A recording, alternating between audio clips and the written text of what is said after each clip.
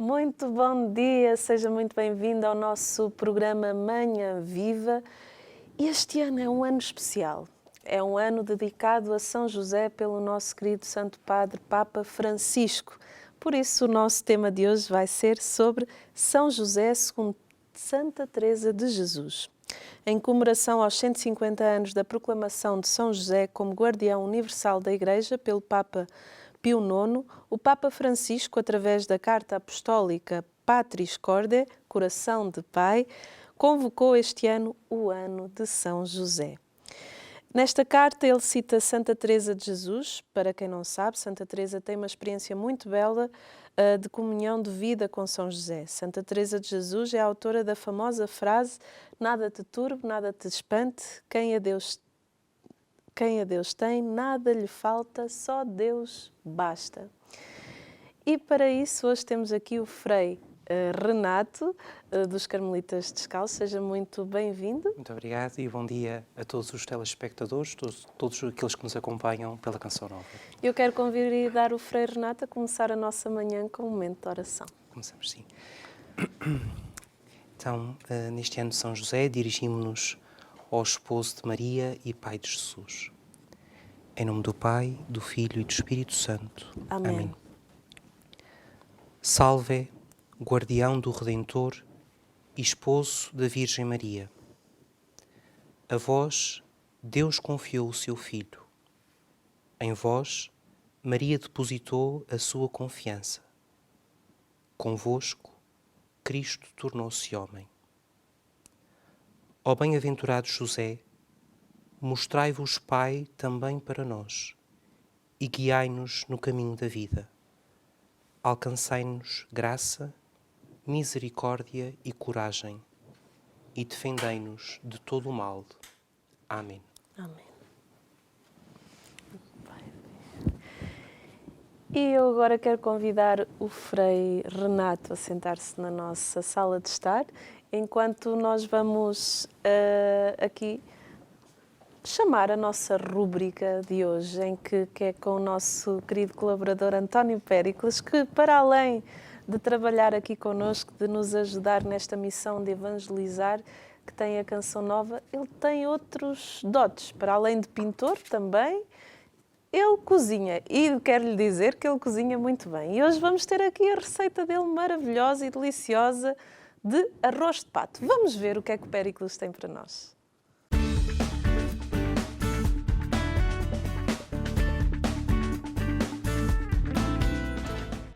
Olá Sandra, bom dia de novo.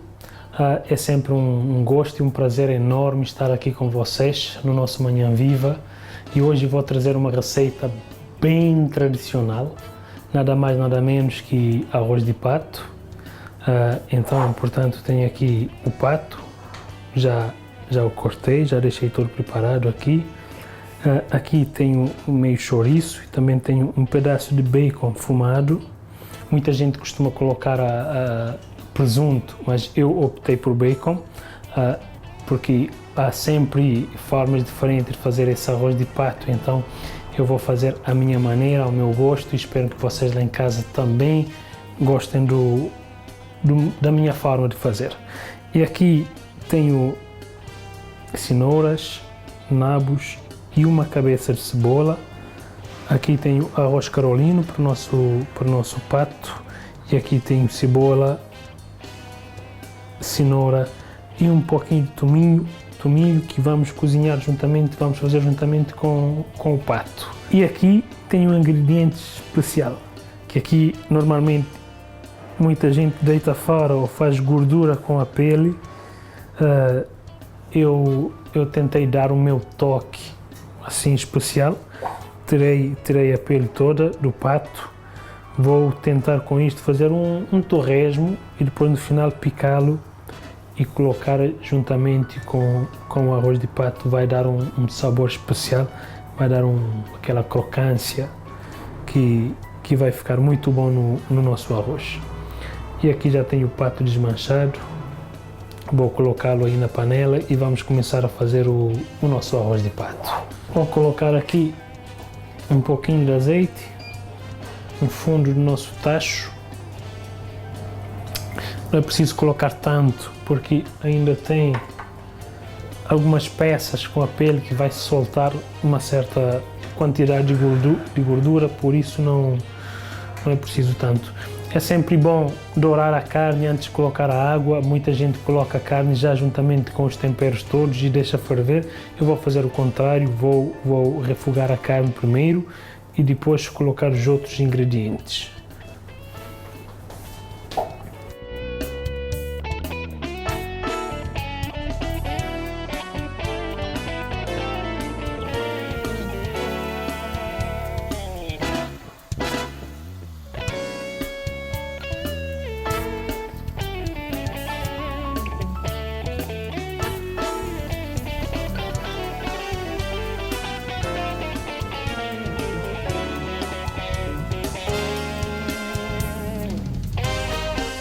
Vamos começar aqui a preparar a nossa cebola, fazer o estrugido.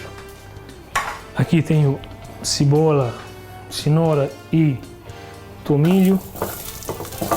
Colocá-los aqui. Deixar 2 minutos e depois vou adicionar o pato.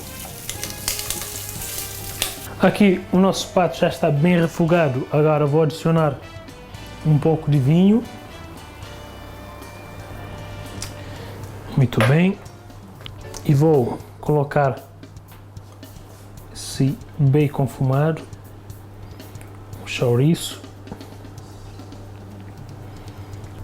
Enquanto esperamos pela cozedura aqui do pato, que já vai dando sabor aqui à calda que vamos usar para o arroz, vou preparar aqui este magnífico pele que vai fazer um torresmo espetacular.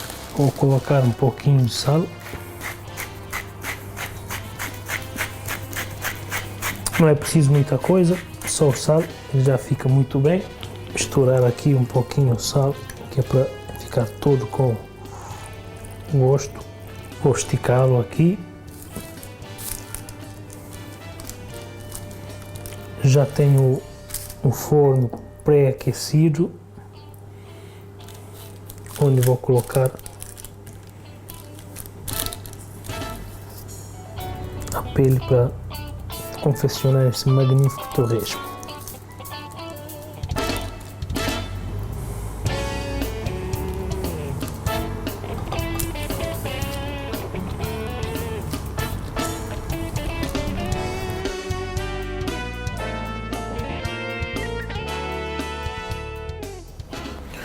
Ok, vamos colocar isto no forno.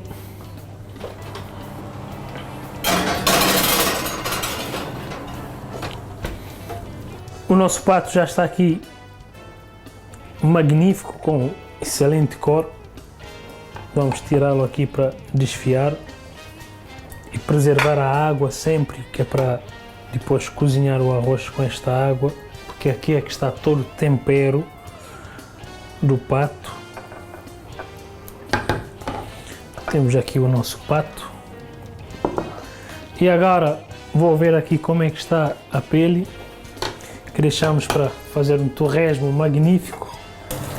A pele não quer muita porque depois ela encolhe muito. Temos aqui a pele do pato, muito bom, que depois vamos picá-lo, colocar em cima do arroz. Aqui já temos chouriço, já tirei a pele, já piquei também o chouriço, já piquei também o bacon, já está tudo no ponto. E agora vou desfiar o pato. Tá realmente muito bom. E o cheiro está magnífico.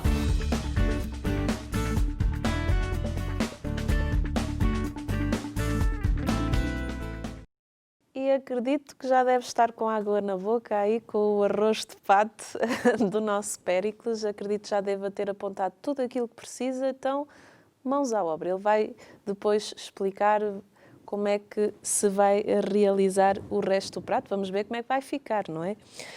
Mas agora vamos aqui falar sobre o nosso tema, São José, segundo Santa Teresa de Jesus, porque este é o ano de São José, então temos que falar muito de São José. até para que nós possamos tentar viver um bocadinho daquilo que ele viveu, de buscar ter também as suas virtudes, de buscarmos ser homens e mulheres santos, que eu acho que isso é importante. E para isso temos aqui o Frei Renato, dos Carmelitas Descalços. Frei Renato, antes de começarmos aqui a falar sobre São José, quem é o Frei Renato, para quem está lá em casa? Então, o mais importante sobre mim é que sou carmelita, não é? Nasci nos Açores, na Ilha Terceira, na freguesia da Vila Nova, no ano de 92, portanto tenho 28 anos, e aos 18 anos, ou seja, mal terminei o secundário, entrei nesta família, que é a Ordem dos Carmelitas Descalços. Depois de um processo de discernimento vocacional na minha paróquia, muito bem acompanhado pelo meu pároco, entrei na Ordem, fiz o meu percurso de formação passando pelas nossas casas do Porto, de Avessadas. Sim. Também tive a oportunidade de fazer uma experiência em Espanha, em 2 comunidades, em Salamanca e em Madrid, e voltei para Portugal e agora estou aqui na comunidade de Fátima. Como é que surgiu a sua vocação ao Carmelo? É assim, eu nunca pensei ser religioso. Aliás, eu lembro-me de conversar com o meu pároco e dizer que não compreendia aqueles que se fechavam nos conventos, porque eu achava que os homens a sério eram os que estavam nas paróquias, não é? A lidar com os problemas. Até que no discernimento vocacional o meu pároco disse-me, eu pensando que a minha vocação era ser sacerdote, disse-me para também experimentar a vida religiosa, para também conhecer esta realidade. E eu fui à procura daquilo que me... Eu, ao início, não achei muita graça à ideia, mas obedeci, não é, à orientação e fui conhecer o que é que havia. E entre tudo o que havia, o Carmelo chamou-me a atenção porque dedicava-se àquilo que eu intuía que era algo muito próprio, que Deus me destinava, que era a questão da oração. Este meu pároco também tinha uma grande... ajudava-nos muito a entrar na vida da oração, cultivava muito este aspecto. E, claro, nos Açores não há carmelitas, isto foi tudo um processo do século XXI, não é? Ou seja, internet, procurar quem são os carmelitas, imediatamente encontrei acolhimento e acompanhamento e pronto, e entrei na Ordem, muito feliz. Como é que a sua família reagiu ao seu chamamento? Bem, ao início, a minha família sempre acreditou que eu ia ser padre, essa parte não foi surpresa. A parte de ser frade é que foi mais complicado, principalmente não por ser frade, mas porque isso implicaria viver para sempre longe deles, não é? Nós não temos a Ordem implantada nos Açores, não há previsões que isso aconteça, a não ser que haja um milagre e que Deus assim o queira. Portanto, a resistência deles, e compreensível, claro, foi tomarem consciência que teriam que suportar esta distância. E digo que acho que parte do fruto do meu ministério também vem deste carregar a cruz deles, não é? Sim. Deste aceitar e deste entregar o filho numa generosidade muito grande. Antes de falarmos de São José, também fale-nos um bocadinho dos Carmelitas Descalços, para quem está lá em casa e não conhece, claro. Fale-nos um bocadinho. Sim, os Carmelitas Descalços, podemos dizer, o nosso grande cartão de apresentação são os nossos santos, não é? Sim. Acho que toda a gente já ouviu falar de Santa Teresa, de quem vamos falar um bocadinho hoje, de São João da Cruz e, sobretudo, de Santa Teresinha, que é quem toda a gente conhece, não é? Então, os Carmelitas são uma família religiosa fundada por Santa Teresa. Santa Teresa é uma santa do século XVI, conjuntamente com São João da Cruz. E somos uma família porque somos uma família formada por irmãs, de vida distritamente contemplativa, de clausura, os frades, que somos a expressão apostólica do nosso carisma, e os nossos irmãos seculares, homens, mulheres, casados ou não, jovens, idosos, que vivem no meio das realidades terrenas, como nós costumamos dizer, não é? Ou seja, que fazem a sua vida absolutamente normal e que são tão carmelitas como eu, porque bebem do mesmo carisma, mas que têm uma missão diferente, que é estar no mundo e no mundo fazer presente o carisma carmelita. Ou seja, somos uma família de irmãs, de frades e de seculares. Isso é muito bonito. Sim, é uma experiência fantástica. Porque complementam-se uns aos outros. Sim. E é muito rico. Sim, acredito que o carisma fica muito mais enriquecido. Exato, porque eu não seria frade sem irmãs e sem seculares. E acho que qualquer um deles também não seria nem irmã, nem secular sem os outros, não é? Somos uma realidade única.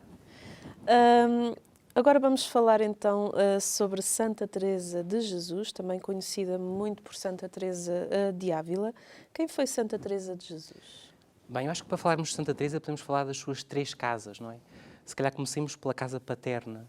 Santa Teresa nasce em Ávila, por isso Santa Teresa de Ávila, a 28 de março de 1515. Ela tem uma infância cuidada por uns pais que ela diz que eram pessoas muito virtuosas, pessoas muito boas de Deus, não é?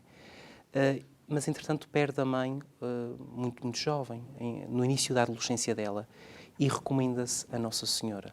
É uma etapa muito bonita da vida de Santa Teresa. Contudo, ali na adolescência começa a crise, não é? E Santa Teresa também passou por uma crise de adolescência. E então o pai está preocupado e coloca-a num colégio de agostinhas. Ela aí consegue superar essa crise de adolescência e pouco a pouco vai percebendo que se calhar quer tornar-se religiosa. E assim acontece. Com 20 anos, Santa Teresa entra no Mosteiro da Encarnação, de Carmelitas. Entra muito feliz, mas o estado de saúde de Santa Teresa era um bocadinho frágil. Então ela tem logo ali um episódio de uma doença, não é? E que para isso tem que fazer inúmeras viagens para se curar. Essas curas quase acabam por matá-la em vez de curá-la. E ela tem um episódio aos 24 anos de um paroxismo, fica vários dias em coma, não é? Até que depois retoma a vida. Mas apesar desta parte, desta ressurreição corporal, podemos assim dizer, começa então aí um período em que Santa Teresa sente que tem que ser mais fiel a Deus.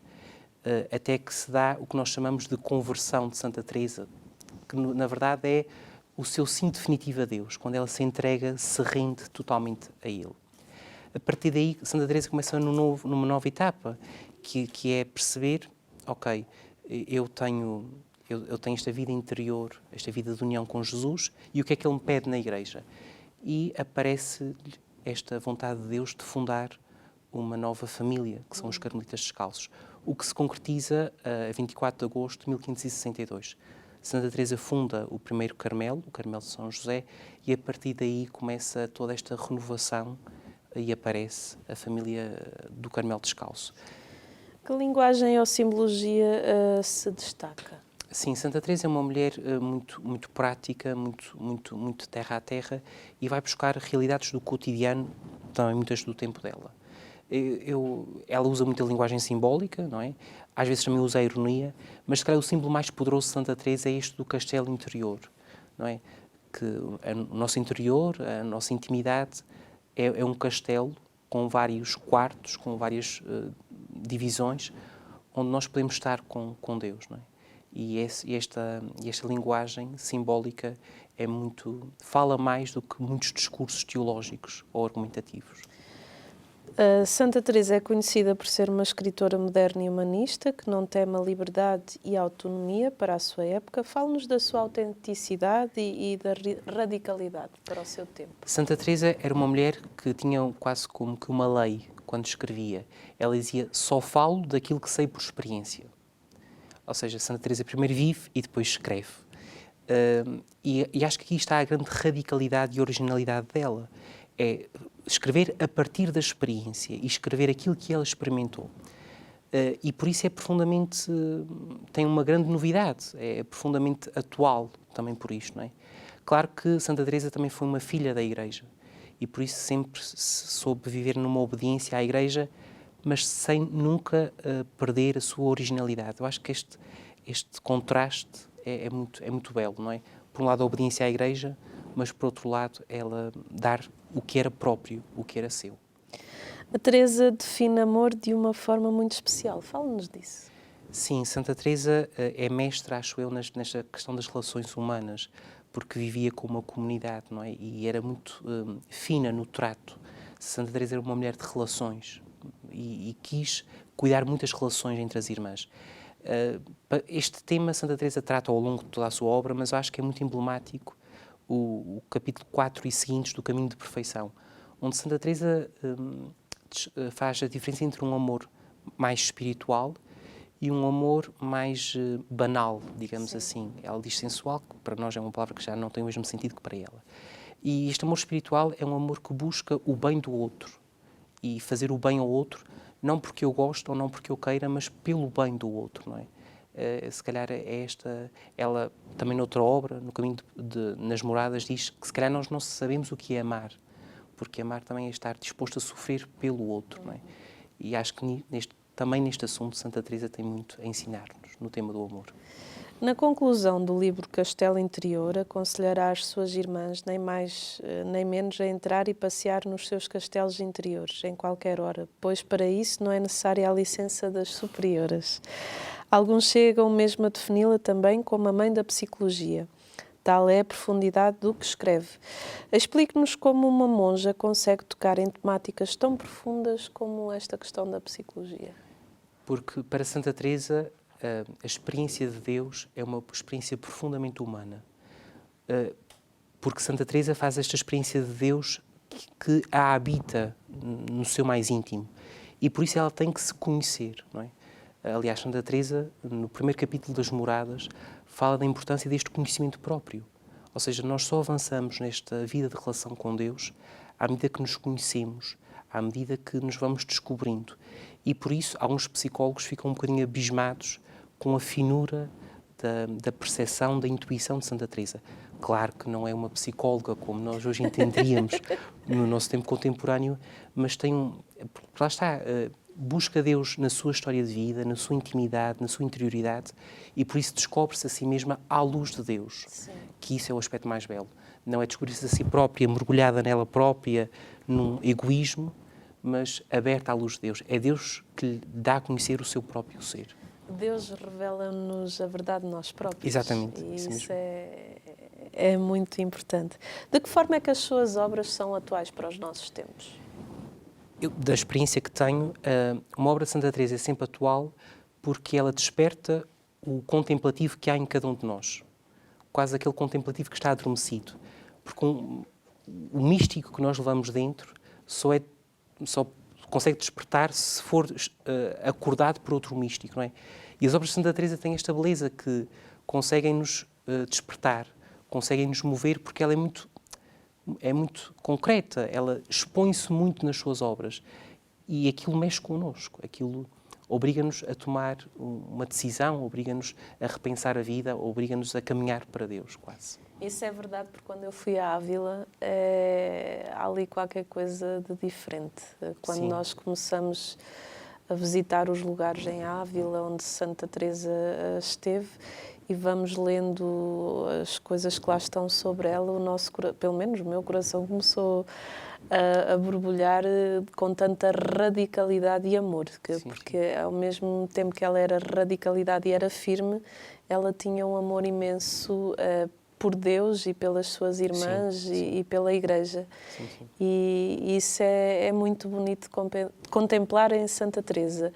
E eu sei que existe a Sandra antes de ir a Ávila e depois de vir de Ávila, porque realmente faz uma experiência muito forte com Santa Teresa e com tudo aquilo. E eu não tinha assim tanto conhecimento de Santa Teresa de Ávila, eu conhecia melhor a Santa Teresinha. Claro. É a porta de entrada. E fiquei muito fascinada com esta mulher e com a firmeza e com o desbravar, porque ela foi uma desbravadora. Sim. Ela tem uma expressão única que é a determinada determinação. Exatamente. Mas ao mesmo tempo que esta mulher tão valente, guerreira, ela diz que temos que ter um ânimo tão masculino que meta medo aos próprios homens, diz ela. É também uma mulher profundamente lírica, profundamente apaixonada, profundamente esposa de Cristo, com uma capacidade e com uma finura no trato acima da média, muito acima da média. Ou seja, é a conjugação de várias coisas na mesma pessoa. E era uma apaixonada por música. Sim, onde estava Santa Teresa havia festa. Neste tempo de Natal eram famosas as poesias que ela escrevia para que toda a comunidade cantasse. E ela era a primeira a tocar pandeireta ou um tambor ou a primeira coisa que apanhasse. Ou seja, e isso hoje mantém-se nos Carmelos. Sim. É ponto de honra num Carmelo. O Natal é festejado com todo o tipo de tacho que houver à mão, não é? Ou seja, esta alegria teresiana é muito própria. Quem faz uma profunda experiência de Deus só pode ser alegre. isto que o Papa Francisco nos diz tantas vezes, não é? A alegria, é a marca, é o selo de qualidade de uma forte experiência de Deus. E é uma forte qualidade dos carmelitas, porque vê-se que vocês são muito alegres. Tentamos. Não uma alegria assim expansiva, mas pelo menos quando nós vamos ao Carmelo, e nós até lá em casa costumamos brincar que é a nossa paróquia, porque é mesmo ali perto da nossa casa, vocês têm sempre um sorriso. Sim.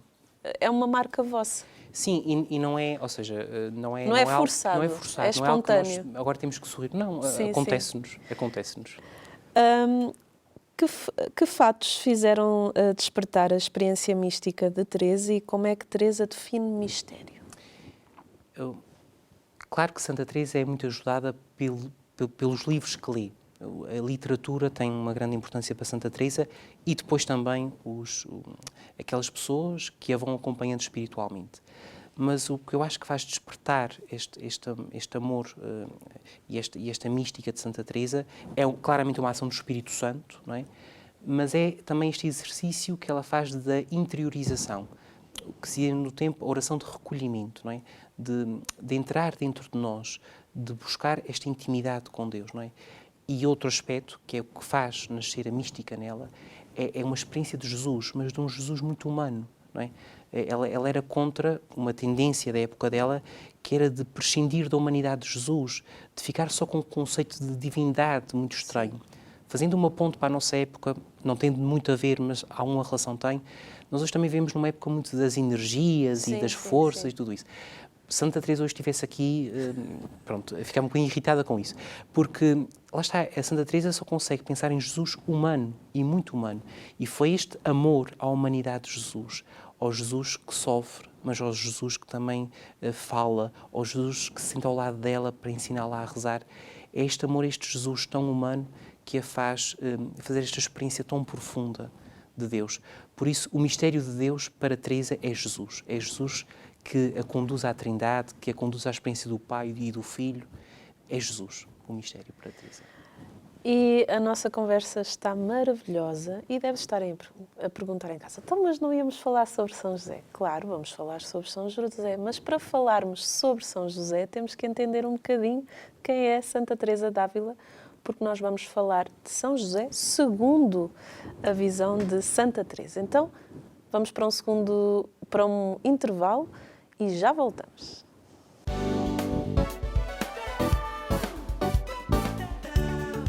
Estamos na segunda parte do nosso programa Manhã Viva, em que o nosso tema de hoje é São José segundo Santa Teresa de Ávila. E para isso temos aqui o Frei Renato, dos Carmelitas Descalços, que nos veio falar sobre esta temática. Frei Renato, a importância de São José para Santa Teresa? Bem, Santa Teresa, aliás, até o Papa Francisco cita aqui nesta carta com que proclama o ano de São José, não é? Aparece como uma devota apaixonada nesta expressão do Papa Francisco, não é? E de facto é verdade. São José tem uma grande importância na vida de Santa Teresa, uma importância escondida, como é José, Sim. sempre escondido, não é? Mas uma importância muito real. Nós sabemos que Santa Teresa, no lar dela, certamente aprendeu a amar São José, sobretudo porque aprendeu a ser devota de Nossa Senhora. No lar de Teresa amava-se muito Nossa Senhora e também, quando ela entrou para o Mosteiro da Encarnação, como já falamos, certamente encontrou um ambiente muito devoto de São José, porque naquela altura os carmelitas levavam um bocadinho a dianteira do culto de São José no Ocidente. E Santa Teresa, de maneira muito natural, começou a recorrer a São José para aquelas coisas do dia-a-dia, para as necessidades mais cotidianas. Era o São José. Mas há uma experiência que marca um antes e um depois, não é? Que é aquela experiência que eu fiz referência na nossa primeira parte da conversa, aquela experiência de doença, não é?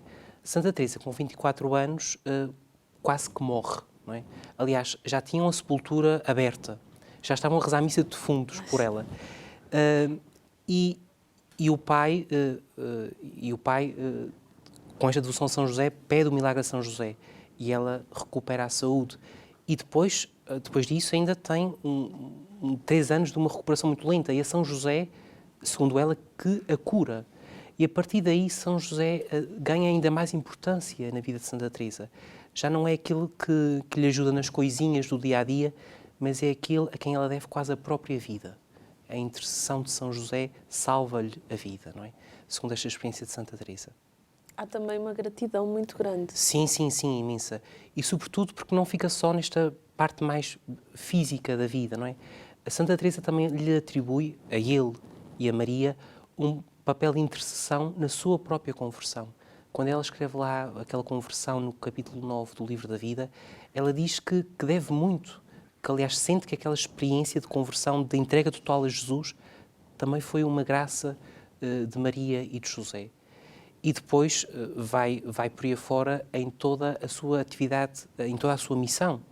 O primeiro Carmelo é o Carmelo de São José, não é, que ela funda, porque à medida que ela vai percebendo que Jesus lhe pede isto, também vai percebendo que José e Maria terão um grande papel nesta experiência.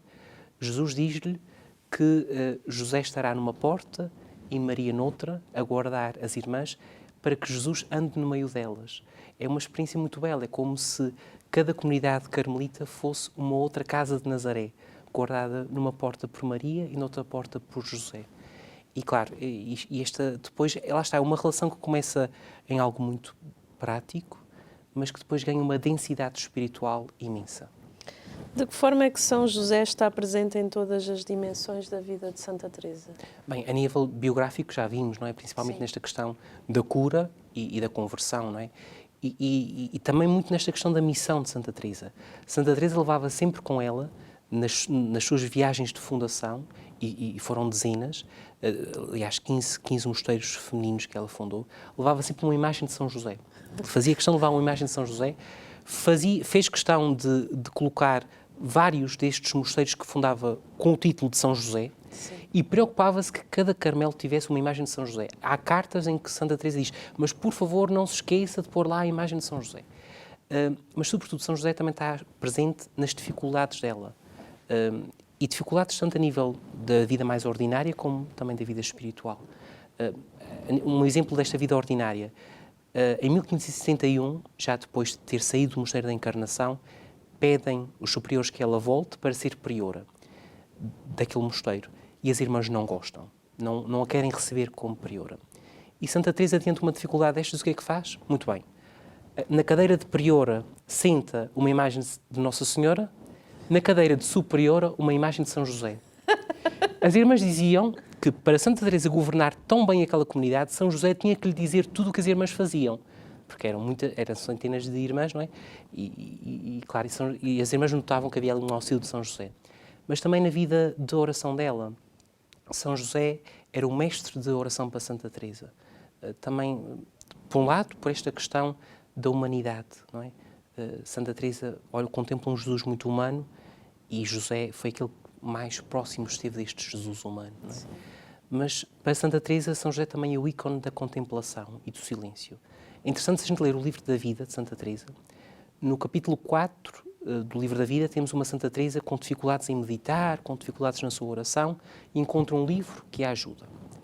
No capítulo 5, onde relata também muito esta questão da doença dela, o orante que aparece ali é o Job, aquele homem que mesmo na sua dificuldade enfrenta-se com Deus. É um orante bravo, clamoroso, não é? Mas no capítulo 6 depois aparece São José, que é o orante contemplativo, silencioso, que sabe descobrir os desígnios de Deus mesmo no meio de fugas para o Egito e de vindas e de idas. Não é? E José, para Santa Teresa, é este mestre de oração. Aliás, ela diz que quem quiser ter vida de oração e não tiver mestre, que escolha São José, porque ele será o mestre de oração para essa pessoa. Fale-nos como é que vocês reagiram a este ano de São José enquanto carmelitas e em que São José é tão importante para vocês. É assim, com imensa surpresa, em primeiro lugar, não é? Claro que vemos o calendário e percebemos que este ano seriam os 150 anos da proclamação de São José como padroeiro da Igreja, não é? E o nosso geral e o geral da Ordem do Carmo escreveram uma carta conjunta para celebrar este facto, uma carta muito bela, o patrocínio de São José sob o Carmelo. Mas, claro, quando sabemos que o Papa Francisco tem esta decisão e que não foi anunciada previamente, foi no dia 8 que soubemos, não é? Foi uma grande alegria, foi uma explosão assim de festa e de alegria, porque também nos obriga a nós carmelitas redescobrir e renovar toda esta herança que recebemos de Santa Teresa acerca de São José. Os patronos do Carmelo são? Ou seja, é Nossa Senhora do Carmo, a Virgem Maria. Santa Teresa diz que ela é a nossa fundadora, não é? Nós somos todos de Maria, o Carmelo é todo de Maria. Sim. E Santa Teresa também diz que São José também é o fundador, não é? Ou seja, temos estas duas grandes referências e também temos a figura de Elias. Claro. Mas Santa Teresa luta muito para que São José também tenha este título de fundador, não é? Claro que depois os nossos... aqueles que começam esta nova expressão do Carmelo, que é o Carmelo descalço, são Santa Teresa de Jesus e São João da Cruz.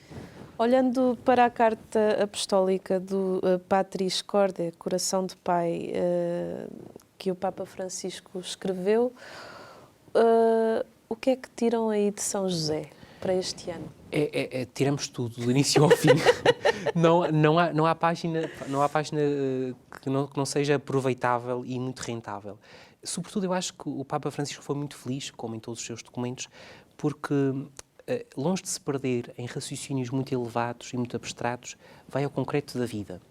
E é aí que São José é forte, não é? É no concreto da vida e tem quase este olhar contemplativo sobre a figura de São José. Vai com pequenos detalhes, porque o que nós sabemos sobre São José das Escrituras é muito pouco, não é? Mas com base nestes pequenos detalhes, numa grande finura como tem o Papa Francisco, descobre-se nas entrelinhas toda esta humanidade de São José. Portanto, eu acho que é um documento para ler, certamente, sim, mas sobretudo para rezar. Acho que eu tenho feito muitas vezes a minha oração pessoal com base neste documento e tem sido muito iluminador, não é? Renovar esta nossa imagem de São José, que muitas vezes está perdido num homem de barbas brancas que segura um menino, não é? Não, e perceber que é um homem tão desafiante, tão interpelador para os dias de hoje. E que foi dócil à vontade de Deus, porque acredito que naquela altura tomar a posição que ele tomou e as decisões que ele tomou não deve ter sido fácil. Sim, nós aqui entramos claramente no campo do que é a nossa suposição sobre São José, não é? Sim. Mas São Mateus deixa-nos entrever que aquilo não terá sido fácil, não é? E eu ponho-me na pele de São José, claro que imagino que ele teria uma outra profundidade, não é? Mas de repente perceber que a mulher com quem eu estou desposado está grávida e saber que eu não tive nenhuma intervenção nisso é complicado, não é? Deve-nos passar quase tudo pela cabeça, claro, não é? E abrir-se como São José se abriu naquele momento e depois na fuga para o Egito e depois na volta, no regresso à Terra Santa e naquele momento em que perde e encontra Jesus no templo. Quer dizer, é um homem muito dócil e sobretudo isto que o Papa Francisco nos diz, que é acolher a realidade tal qual ela se nos apresenta. E a partir daí, conhecer a vontade de Deus. Acho que São José tem muito para nos dizer desta docilidade a Deus na circunstância concreta. Santa Teresa também tem uma experiência muito grande de comunhão com São José, como já falou. Fale-nos dessa experiência profunda. Sim, a experiência de Santa Teresa e de comunhão com José é muito esta experiência, primeiro, de auxílio na oração, não é? De ser mestre de oração para Santa Teresa, de ensinar-lhe no escondido, não é? Mas também a arte da vida comunitária, não é? Como falamos também na primeira parte da nossa conversa, Santa Teresa, por ser madre, não é? Teve que cuidar a vida comunitária e certamente encontrou em São José esta grande referência, este grande modelo, não é? A vida de Nazaré, a vida escondida de Jesus, não é? É um poço de riqueza para as nossas relações, tanto numa comunidade religiosa, sobretudo numa comunidade familiar e até nas nossas comunidades paroquiais e em toda a Igreja, não é? E sobretudo, Santa Teresa encontra esta comunhão com São José nas circunstâncias concretas. Há inúmeras histórias de viagens em que é a intercessão de São José que salva. Uma vez querem ir por um caminho e Santa Teresa ouve uma voz que diz, não vais por aí, não é? E depois descobrem que por ali havia um barranco e por aí não foram. E ela diz, isto foi São José de certeza. E outras tantas histórias em que se percebe que São José tanto é um todo-terreno, não é? Ou seja, tanto está nesta parte da vida orante, como depois em coisas tão concretas como ajudar Santa Teresa a conseguir um benfeitor que lhe dê uma ajuda económica para uma obra que é necessária fazer num convento. Ou seja, é um homem que está a cuidar, tal como cuidou a Casa de Nazaré. De que forma é que São José nos pode dar a conhecer Santa Teresa? Eu gostava de colocar a pergunta ao contrário. Como é que Santa Teresa nos ajuda a conhecer melhor São José? Eu acho que Santa Teresa deixa-nos 2 palavras sobre São José. Não se foram escritas por ela, mas traduzindo as palavras dela. Intimidade e cuidado. São José é um homem de intimidade. Basta pensar a intimidade que havia entre ele e Jesus, não é? Sim. Imaginemos José pegar Jesus nos braços, a fazê-lo adormecer, a ensinar as orações, não é? A educá-lo, a ser firme também. Exatamente, a dizer, Jesus é assim. Jesus tem que ser assim, não é? É esta intimidade com Jesus que nos inspira enquanto orantes, não é? Ser orante é ser íntimo de Jesus. Mas também o cuidado. O São José que cuida Maria, que cuida Jesus, que cuida a vida da família. O protetor. O protetor, aquele que está atento à voz de Deus diante das dificuldades, diante de um Herodes, diante de tudo o que pode acontecer. E isso também é muito inspirador para o cuidado das nossas relações, das nossas vidas, tanto da comunidade como da família. Acho que Santa Teresa descobre-nos estas 2 dimensões de São José, intimidade e cuidado. Para este ano de São José, quais são as metas, tendo São José como referência? Santa Teresa tem uma frase que para nós é um bocadinho lei no Carmelo, que é, ela diz, de devociones a bobas nos livra Deus, ou seja, traduzido para português, que é de devoções tontas, livre-nos Deus. Verdade. Nada de... Santa Teresa não vai muito por oraçõezinhas e sim, todas essas coisas. Ou seja, eu acho que as metas é ser um outro José. Principalmente para nós homens é algo muito concreto, mas também acho que para cada mulher, para cada mãe, não é? Este silêncio de José é tão interpelador, esta atenção a Deus é tão interpeladora, este cuidado dos outros é tão interpelador. Eu acho que a meta é ser como José, aprender a ser como José.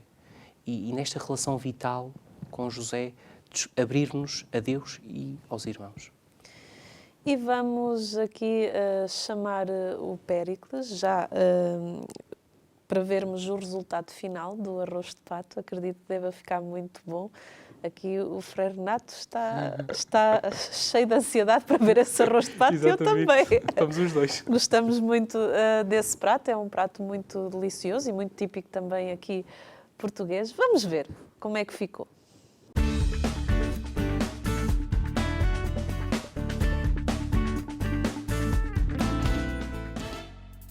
Vamos ver aqui a nossa perna, que eu já tinha confitado, que eu deixei aqui só para dourar um pouquinho. Está aqui com um excelente aspecto. Depois ela parece assim, bem crocante, mas quando a gente abre por dentro vai estar muito, muito, muito bem ainda. O nosso arroz também já está pronto. Aqui com um excelente aspecto também. E agora não falta nada mais, nada menos que terminar aqui o nosso processo empratado. Vamos lá aqui, ver aqui o nosso arroz, está com um ótimo aspecto.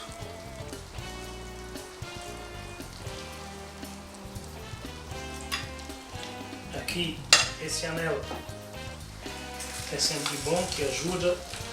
Quando é o arroz eu gosto de utilizá-lo, mas você em casa que não tem também, não tem problema nenhum. E já tem uma dose perfeita para uma pessoa. E agora vou tirar aqui o anel. O arroz fica aí bonitinho. E vou aqui com a nossa perna.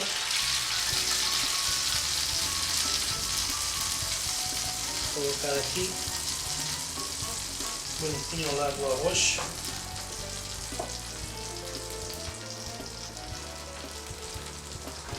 Vou tirar agora este recipiente.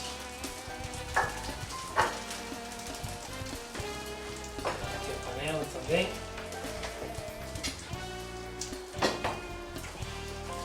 E agora, para finalizar, só falta mesmo o torresmo que eu fiz com a pele de pato. E agora o torresmo vamos salpicar aqui umas tantas.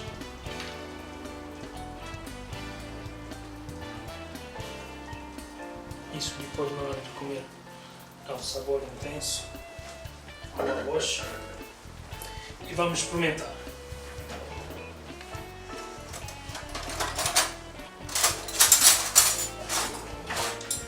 Vamos ver aqui, começar aqui pela perna que eu confitei durante algum tempo. Olha que maravilha, olha a cor, vermelhinha, tenrinha. Um espetáculo.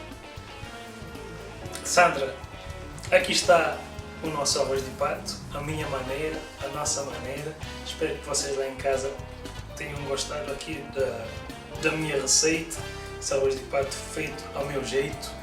Eu vou-vos deixar e eu vou continuar aqui a saborear esse magnífico prato. Obrigado.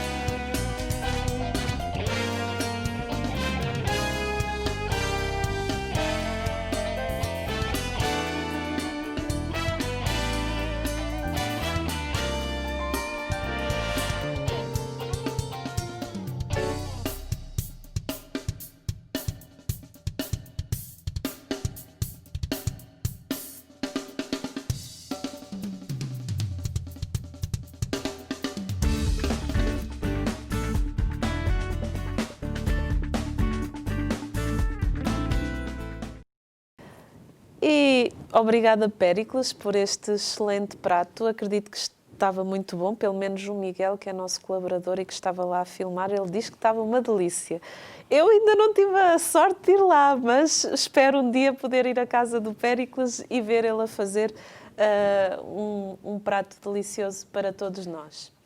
Estamos no fim do nosso programa, mas ainda temos tempo aqui para uma mensagem final aqui do Frei Renato. Uma mensagem final aqui para quem nos acompanha. Bem, eu, como vim falar de Santa Teresa e São José, acho que no final tenho que dar a palavra a Santa Teresa, porque ela falará melhor do que eu e com mais propriedade do que eu.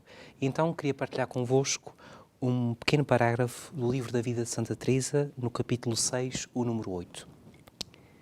Diz Santa Teresa acerca de São José: se eu fosse pessoa... Peço desculpa, já me emocionei. Se eu fosse pessoa com autoridade para escrever, de boa vontade me alagaria a contar, em pormenor, as graças que este glorioso santo me tem feito a mim e a outras pessoas. Mas para falar só do que me mandaram, terei de ser mais breve do que queria em algumas coisas. Só peço por amor de Deus que o prove quem não me acreditar, e por experiência verá o grande bem que é ter devoção e encomendar-se a este glorioso patriarca. As pessoas de oração deveriam ser particularmente suas devotas. Na verdade, não entendo como se pode pensar na Rainha dos Anjos no tempo em que tanto passou com o menino Jesus, sem agradecer a São José o auxílio que lhes prestou. Quem não encontrar um mestre que lhe ensine o caminho da oração, tome este glorioso santo por mestre e não se enganará no caminho. Acho que fica um bom desafio para este ano de São José. Frei Renato, muito obrigada pela sua presença aqui no nosso programa. Seja a primeira de muitas. Se Deus quiser, assim será. E que São José o ajude a realizar a cada dia mais a sua vocação em rumo à santidade.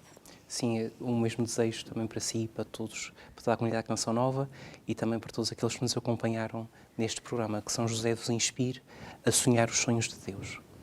Obrigada e obrigada a si que nos acompanha aqui sempre das 9 às 10 da manhã e que começa o dia na nossa companhia. Até ao próximo programa, se Deus quiser, e como nós costumamos dizer na Canção Nova, São José valei-nos.